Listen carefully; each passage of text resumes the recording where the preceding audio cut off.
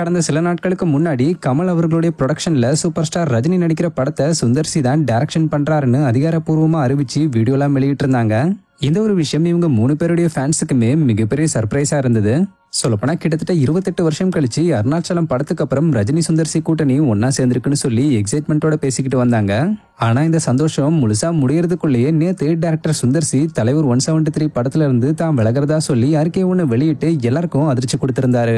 ஆக்சுவலா இந்த அறிக்கையில அவர் என்ன சொல்லியிருந்தாருன்னா, எதிர்பாராத மற்றும் தவிர்க்க முடியாத சூழ்நிலைகளால கனத்த இதயத்தோட தலைவர் 173 படத்துல இருந்து விலகிக் கொள்வதென்ற கடினமான முடிவை நான் எடுத்திருக்கேன். சூப்பர் ஸ்டார் ரஜினி நடிக்க கமல்ஹாசன் அவர்களுடைய தயாரிப்புல உருவாக இருந்த இந்த படத்துல நான் இணையிறது எனக்கு உண்மையிலேயே ஒரு கனவு நிஜமாக கூடிய வாய்ப்பாகவும் இருந்தது. வாழ்க்கையில சில சமயங்கள்ல நம்மளுடைய கனவுல இருந்து நம்ம விலகி போனாலும் நமக்காக வகுக்கப்பட்ட பாதையா ஃபாலோ பண்ண வேண்டிய தருணங்கள் வரும்.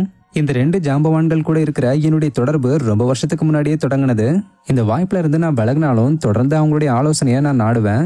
இந்த மிகப்பெரிய படைப்புல நானும் ஒருத்தன் இருக்கணும்னு நீங்க நினைச்சதுக்கு உங்க 2 பேருக்குமே என்னுடைய அடி மனசுல இருந்து நன்றியை தெரிவிச்சுக்கிறேன்னு சுந்தர் சி உருக்கமா பேசியிருந்தாரு. இப்படி சுந்தர் சி இந்த ப்ராஜெக்டை விட்டு விலகினதும் ஏகப்பட்ட கட்டுக்கதைங்க இவர் விலகினதுக்கான காரணமா சோசியல் மீடியா முழுக்க பரவிக்கிட்டு இருக்கு. அதுல ஒண்ணு பாத்தீங்கன்னா, சுந்தர் சி எப்பவும் போல ஃபன் மற்றும் லைட் ஹார்ட்டடுக்கான கதையை சொன்னதாவும், அதுக்கு சூப்பர் ஸ்டார் ரஜினி இது ரொம்ப பழசா இருக்கு, எனக்கு மாஸ் அண்ட் ஆக்ஷனோட கலந்த கதைக்களம் வேணும்னு கேட்டதாவும், இதனால சுந்தர் சி 2-3 கதைகளை எக்ஸ்ட்ரா சொன்னதாவும், இருந்தாலும் அது சூப்பர் ஸ்டார் ரஜினிக்கு சாட்டிஸ்ஃபைடா இல்லைன்னு தெரிஞ்சதும் சுந்தர் சி இந்த ப்ராஜெக்டை விட்டு விலகிட்டாருன்னு சொல்லப்பட்டுக்கிட்டு வருது. ஆக்சுவலா இது மட்டும் இல்ல, இந்த மாதிரி நிறைய கட்டுக்கதைகளும் ட்ரோல்ஸ் அண்ட் மீம்ஸும் சோஷியல் மீடியா முழுக்கவே பரவிக்கிட்டு வருது.